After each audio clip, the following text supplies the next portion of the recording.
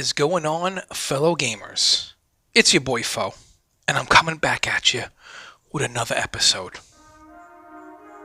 And we're talking about Gaslands.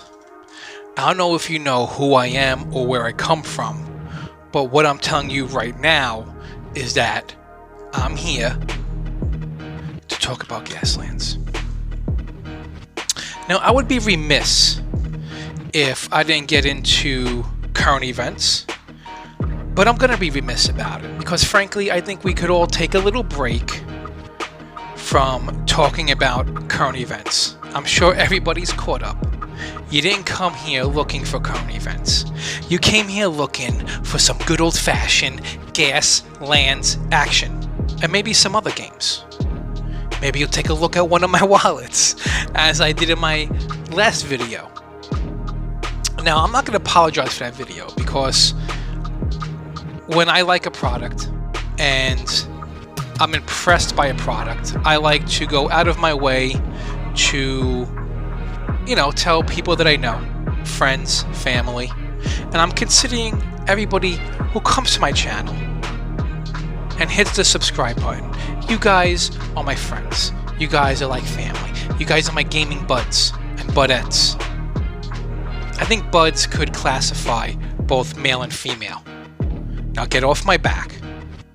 I didn't ask everybody to be giving me a lesson on proper etiquette when it comes to using the term buds or buddies. Okay? I didn't come here for that. I came here to mess with this garbage truck. Alright? That's what I came here to do. I came here to mess with this garbage truck and to bullshit about a game that we all love playing. And take a look at this thing.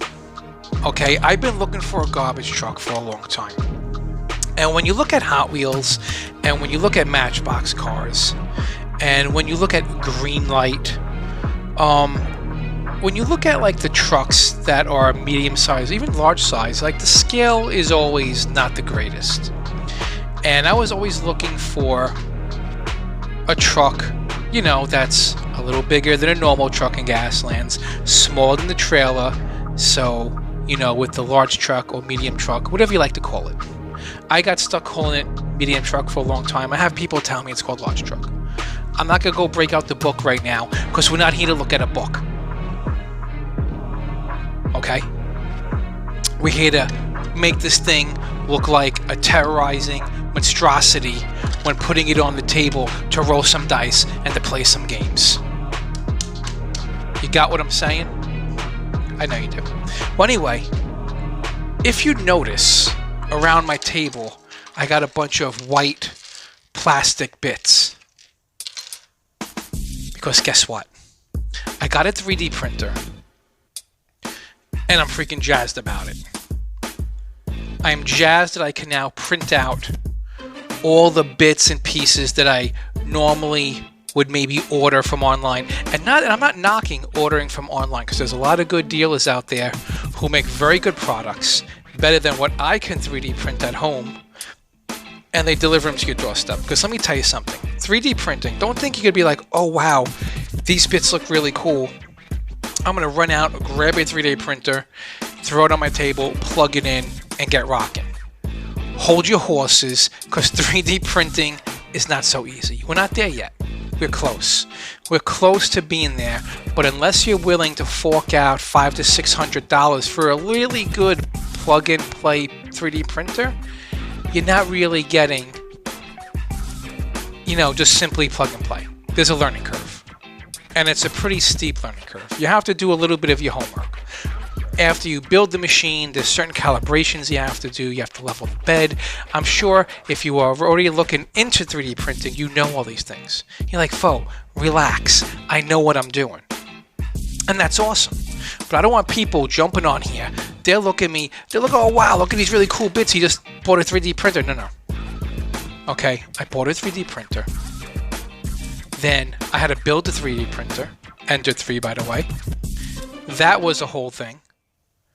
I had to calibrate it, get all that right. Then I had to start printing. And I was getting things like, look at this gun right here. Look at these like spaghetti strings hanging off the bottom of this sniper bolt rifle thing that I thought looked pretty cool. Like things like this was happening to me. Things like I would start to print up a tire and the tire wouldn't stick to the bed, it would slide all over the place, it wouldn't print. At the end, I would come back in expecting to have a really cool tire. Instead, I have a bunch of string just like strewed about the build plate. Sometimes they'll pull a Houdini and the string wasn't even on the build plate. Come back, there was just nothing on the plate. Because there's a learning curve to this thing. It's ridiculous.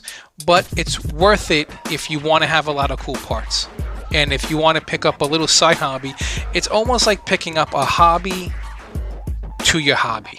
3D printing. 3D printing could really be a hobby on its own, but if you're into miniature stuff and you want to print your own stuff, expect to have a little side hobby amongst your hobby. Because that's what 3D printing is. But you get really cool results. Anyway, you can take a look at my table. I said I was working on Miyazaki cars, which I am, and they're all right here. You get a little sneak peek in this episode because they're on the painting table right now. I've been painting them, so you're gonna get a little sneak peek at these bad boys. Take a quick look. Now, getting back to this garbage truck, I was in one of my local, kind of like a local Costco, but it wasn't Costco. It was like a little side wholesale place. It's not like as big as a Costco, but they kind of just do wholesale stuff. And when I was walking in there, and I was going to the meat section, because their butcher section is excellent in this place. So I was going over there to pick up some steaks and salmon and whatnot. I was passing by the toys. They had these big boxes of toys and a bunch of cars. So you see cars, you got to stop. You got to take a look at it. And they had garbage trucks. They had other trucks, boxed. You know what? I'm going to go get them. Hold on. All right. I had to go get them because I was so excited. Because normally it's hard to find this size vehicle for Gaslands that actually look pretty darn good next to other cars. And I've been looking for a garbage truck because what awesome vehicle to have fully armored up than like a garbage truck with that just humongous hunk of iron in the back that just holds all the garbage. It would almost be like a little fortress inside that thing. So they had the garbage truck. Then they had like a little gas truck, oil truck, and just again, this size and the scale to these really got me pumped. But the only thing is they all got the same front. So I could take off another one, I could snap this bad boy off, put another front on there, not a big deal. Then they just got like your normal, regular cargo transport vehicle, like a UPS type truck or whatever. So I was really pumped about these. And they were like $1 each, $1.29 each. So I picked up all three of them, and I was super pumped. I pulled this guy out right away because I wanted to do some work on this. All right, so we'll take that guy off the table, those two. Because today we're concentrating on the garbage truck. Hold on. I gotta look over my shoulder because you know why? It's like, you can hear my chair, it's like squeaking. It's like 2:45 in the morning. It's the only time I get peace and quiet in my house. 2:45 a.m. Everybody's sleeping. Or I think everybody's sleeping. My son might be sneaking up there playing video games. He might be pulling the old, put a towel under the door so you can't see the light and playing some video game action. But you know what? I'm not going to break his chops. Because you know what? They don't really have school right now, so I'm not going to break his chops. But I do got to look over my shoulder because, the wife, she gets up. Okay, I won't even know she's there.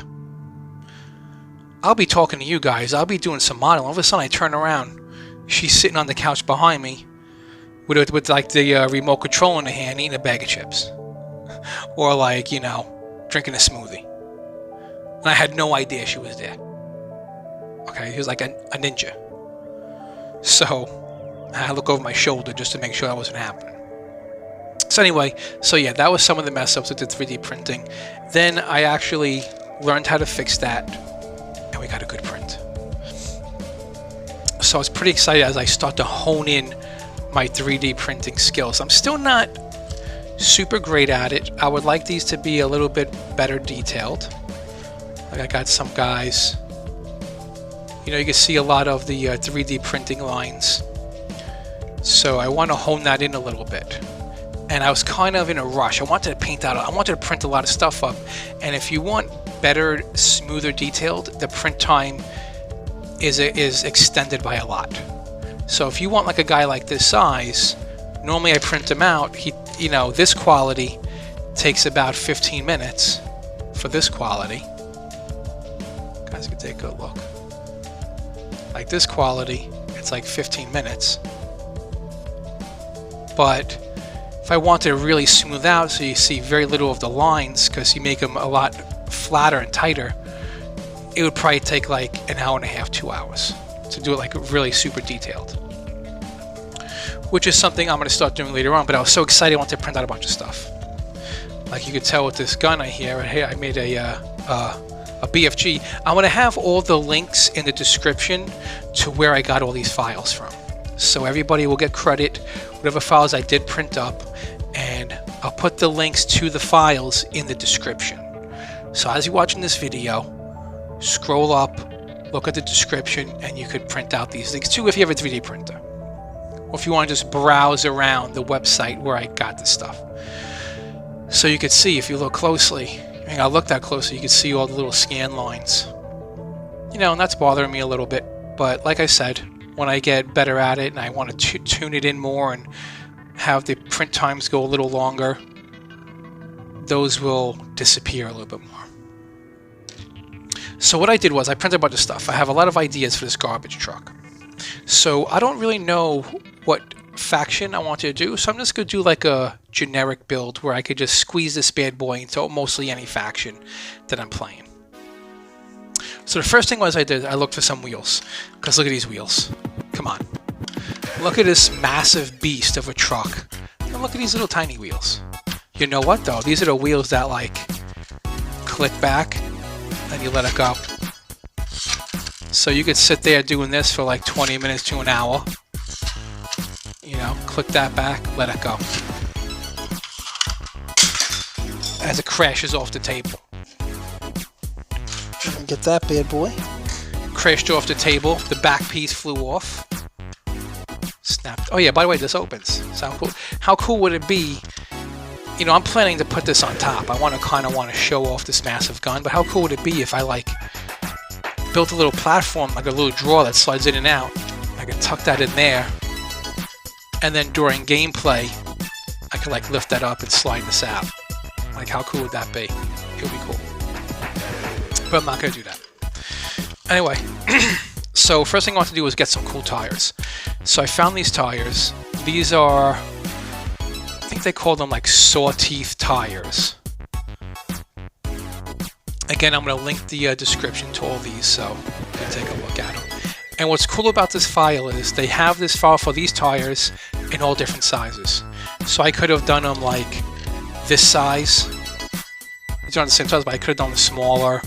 I could have done them bigger. I think they go from 11 millimeters up to 17. These are 17 millimeters because I wanted a beefy tire for this bad boy. So I printed out 6 of these.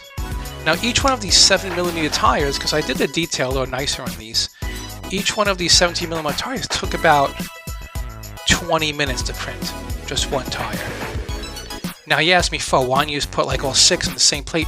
Because you know why? If I would have printed out all 6 on one plate, little side job about 3D printing, it has more of a chance of it failing. And I didn't want to take that chance with these tires, because I was doing that. I put them on one plate, and then sometimes the print would start out really good. They're all printing at the same time. And then one tire would fail, and then that would cause the other ones to fail. And it was like a big waste of time, a waste of plastic, even though the plastic is very cheap.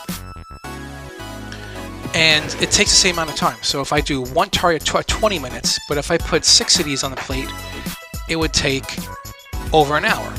It would take like 2 hours. So either way, it takes the same amount of time. It just depends if you want to print them all up and maybe you're like heading out and you're not going to be home, so you just print like a whole plate of tires. That takes like 5 hours. Then you go out and you come back and it's like all done.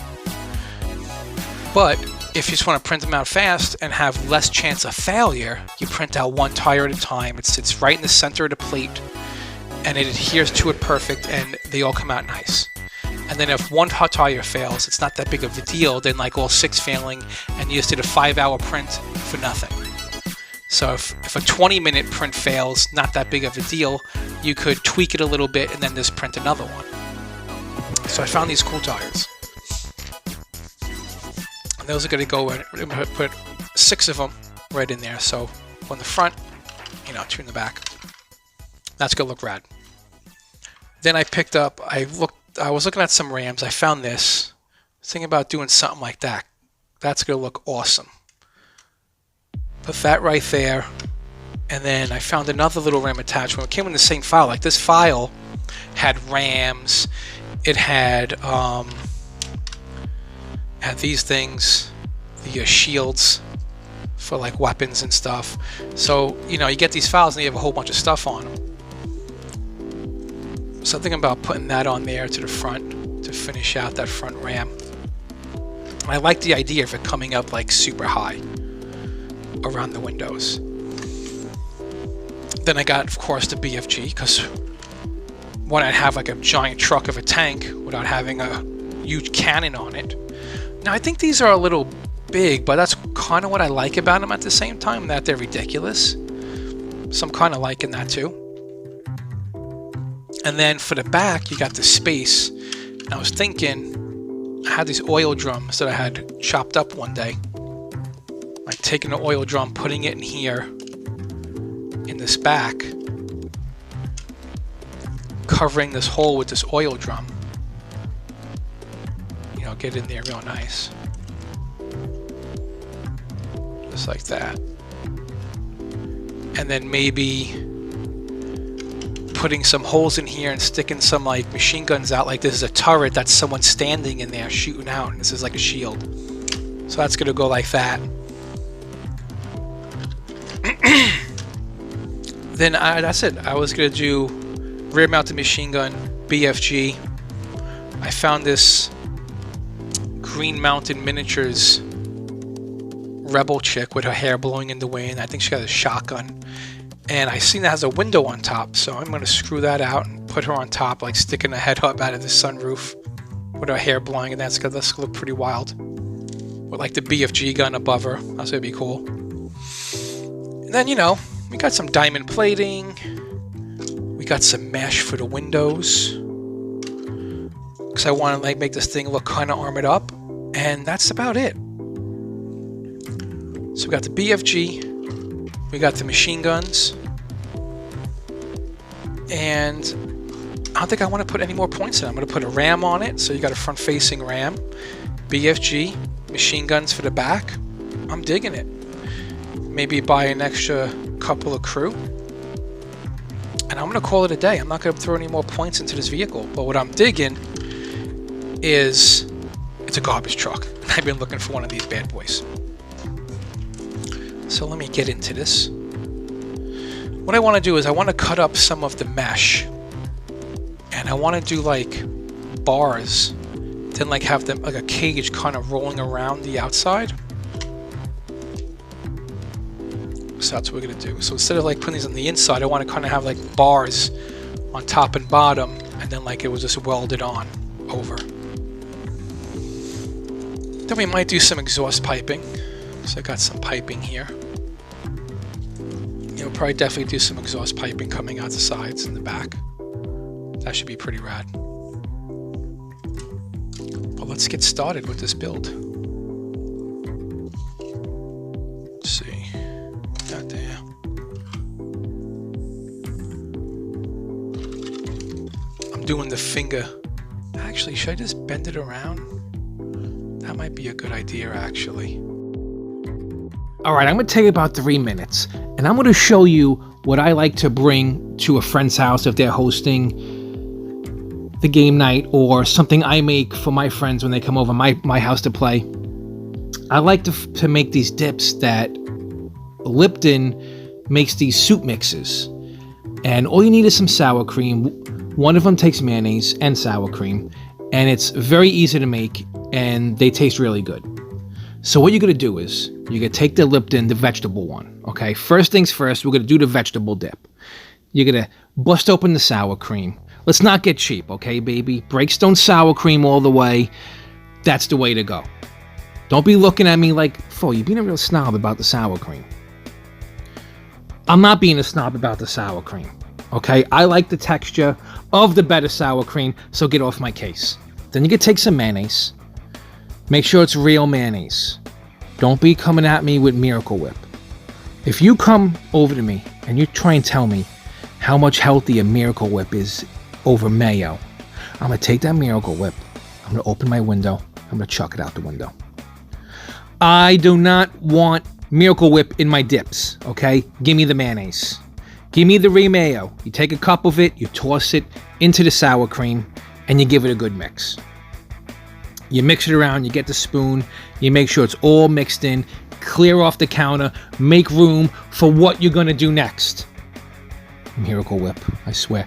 Anyway, then you're gonna take the vegetable, packet that comes inside the Lipton vegetable box. You're gonna take the pack, you're gonna open it up, you're gonna chuck it into the mix, you're gonna mix it in with the sour cream and the mayo, and you're basically 90% done right now. 90% done. You don't even have to do the next step if you don't want to, but I recommend you do it. Then you could take some frozen chopped spinach. You could use regular spinach if you want to go crazy. If you want to take the time to prepare spinach, by all means, go right ahead. But what I did here is I took the frozen chopped spinach, bird's eye, and I drained out the water. I defrosted it. I drained out the water. I wrapped it in a paper towel. Bounty. Okay? Don't be saying, "But I got Vivo or I got Scott." Take that and you could throw it in the garbage. Okay? You got to get Bounty, baby. Bounty will suck up all the water. All you got to do is wrap it in, let Bounty do the work. All the water will be drawn out of the spinach. It'll be nice and dry to chuck into your thing. And that's it. Don't mix it all in. Leave a little bit on top so it looks nice. Then you're going to go and you're going to find the biggest cucumbers that your store has. Okay, look at these things. They're a work of art, baby. Make sure you clean them. Because you know what's going on in the supermarket. You don't know what the stock people are doing with these things. You don't know if a couple got a little crazy. They took some cucumbers, got a little nuts. People get wild. People get out of control. Especially when cucumbers are involved. Okay, so make sure you clean them up really good. I like to go with a diagonal slice. This way you have a nice long piece of cucumber. It's not like a little round circle. You have a little bit more circumference to hold the dip. A little bit more dip to cucumber ratio, if I will. Then you throw those in a bowl and you're good to go. Now what's also good with this vegetable dip is pumpernickel bagel chips. There's something with pumpernickel bagel chips and sour cream that's like a match made in heaven. It's so good. I don't know why. I'm not even a pumpernickel fan. Like, when someone told me about pumpernickel bagel chips, I was like, what am I, like 90 years old? Pumpernickel bread? What the hell's going on? Let me tell you something. I never tried pumpernickel bread until late in life, and I regret it because it's so good. And it goes so good with certain things, especially sour cream dips. Now, the next one is super easy. It's the onion dip. Go to supermarket, you get the Lipton onion. You tell the person, "Listen, I don't got time for games. Where do you keep your soups? Because I need to get some Lipton soup mixes to make these dips. I'm having friends come over. We're about to play Cards Against Humanity. We're about to have some beers. We're about to have a good time. And you're really bumming me out right now because you're looking at me like I have two heads. Now show me the damn vegetable. Not the vegetable. See, you drive me crazy because you're looking at me. Get me to the soup aisle so I can get this Lipton soup mix." Now the onion one goes really good with potato chips. Just get regular salted potato chips. If you want to get crazy, if you think it's going to be a wild night, get the Ridgies. Get the Ridgies or the Ruffles. Basic salted potato chips goes really good with any dip. There's nothing like a nice onion dip with a salted potato chips. It's so good. This one's easier. You just take the sour cream, you mix it up in a glass bowl, you open up the envelope of the onion soup mix and you toss it in, and you're good. You're done. You give it a good mix, make sure it's all mixed in there. Now listen, the little, onion pieces and stuff, you have to let it set for a while because that stuff has to get moisture back into it because it's all dried out. And if you serve it too early, you're going to have these like crunchy bits of onion in the mix. So you have to give a little bit of time for the sour cream to seep into those onion particles, and it's good to go. You take your vegetables, you make it look nice on the table, you take out the board game, you're about to have a good time.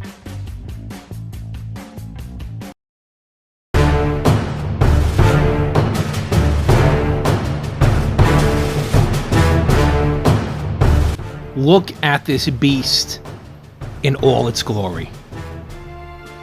It's a garbage truck. We're here to take out the trash. And by trash, I mean sieging your fortification with our siege cannons. Anyway, what I did was I wanted to base this truck off of a New York City garbage truck. And New York City garbage trucks are white. So I started with a base. Look at that machine gun nest. Isn't that machine gun nest cool? I know I was going to use the oil barrels, but I decided to go with something a little different. Anyway, I based it off a New York City garbage truck. So I did the base layer white, and then I weathered it from there. I didn't use any powders. I just used all inks. I used washes and inks. I used the sepia wash, the Reichland Flesh. I went in there. I made like a nice green wash to like really weather and make it look weathered, like it's been sitting around for years, just in the rain and just getting beat up. So I was really happy with the way the weathered look came out. I love the way the ram came out in the front with the cage. It looks super cool, looks super fortified. I'm really happy with it. Overall, this thing looks fantastic. Anyway, get out there, play some games, roll some dice, and get all sixes, baby. All right, until next time, peace.